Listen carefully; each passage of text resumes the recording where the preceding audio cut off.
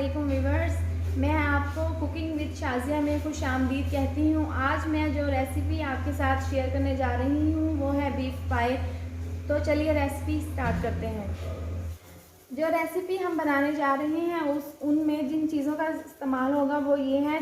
2 अदद पाए हमने लिए हैं और उसमें हमने तकरीबन आधा किलो के करीब प्याज लिए हैं और इनको काट कर अच्छी तरह धो लिया है। इसके अलावा हमने तकरीबन 4 बड़े चम्मच लहसुन अदरक का पेस्ट लिया है। आधा किलो के करीब हमने दही लिया है। 2 कुटी हुई लाल मिर्च, धनिया पाउडर, लाल मिर्च, धनिया, हल्दी पाउडर, नमक, काली मिर्च, कसूरी मेथी और गरम मसाला। गरम मसाला में मैंने ज़ीरा, काली मिर्च, लौंग, बड़ी इलायची और दालचीनी को लेके ग्राइंड कर लिया है। और इसके अलावा मैंने 8 से 10 अदद सब्ज़ मिर्चें ली हैं और इनको दरमियान से कट कर लिया है। और ये गार्निश के लिए हरा धनिया है।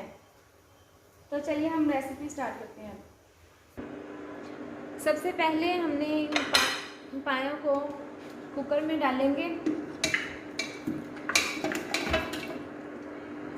उसके बाद ये मैंने प्याज बारीक कटिंग करके रखी हुई थी, ये मैं इसमें शामिल कर रही हूँ।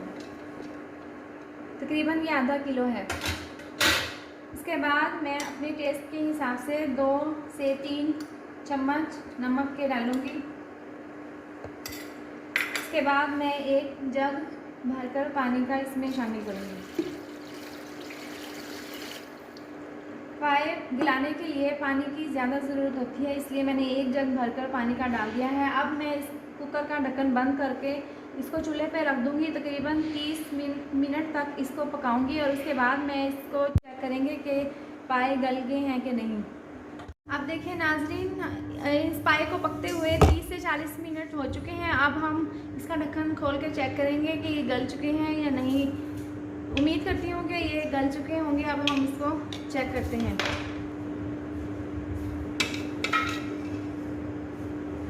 आप देख सकते हैं कि ये पाए माशाल्लाह से हमारे बहुत प्यारे तरीके से गल चुके हैं। अब हम इसको कढ़ाई में डालेंगे।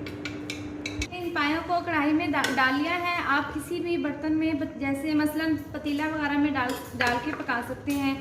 अब इस स्टेज के बाद मैं इसमें लहसुन अदरक का पेस्ट शामिल करूंगी, तकरीबन 6 चम्मच। इसमें मैंने पहले 6 चम्मच लहसुन अदरक का पेस्ट डाला था, तो मुझे इसमें ग्रेवी कम लग रही थी, तो हमने अब इसमें 2-3 चम्मच लहसुन अदरक का पेस्ट और शामिल करना है।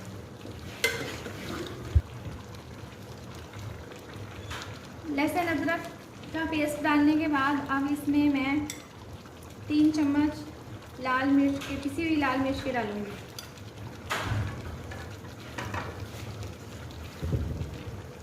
इसके बाद मैं 2 चम्मच धनिया पाउडर के डालूंगी। अब हम इसमें आधा चम्मच काली मिर्च पिसी हुई डालेंगे। अब हम इसमें 2 चम्मच कुटी हुई लाल मिर्च डालेंगे। मैंने इसमें 2 चम्मच पिसी हुई लाल मिर्च भी डाली है और कुटी हुई भी, क्योंकि मुझे किसी भी सालन में कुटी हुई लाल मिर्चों का टेस्ट बहुत अच्छा लगता है, इसलिए मैंने ये डाली है। अब हम इसमें तकरीबन 1.5 चम्मच के करीब हल्दी पाउडर के डालेंगे।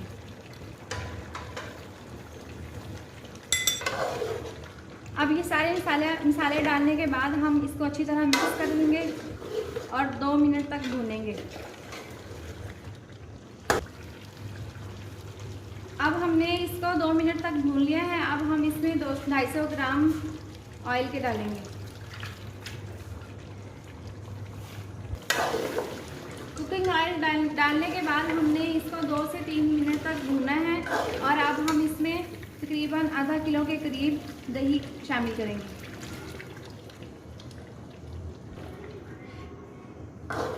अब इसको हम अच्छी तरह से मिक्स करेंगे। दही डालने से एक तो पाए के सालन में खटास आती है और इसकी ग्रेवी भी बहुत अच्छी बनती है।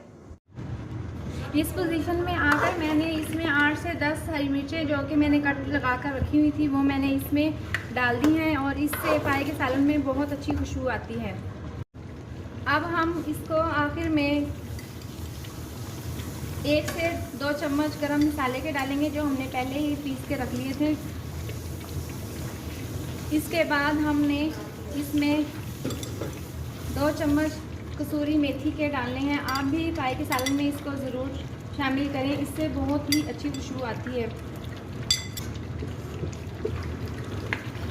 अब ये पाए का सालन हमारा मुकम्मल तौर पर रेडी हो चुका है। अब हम चूल्हे का फ्लेम बंद कर इसको डिश आउट कर लेंगे।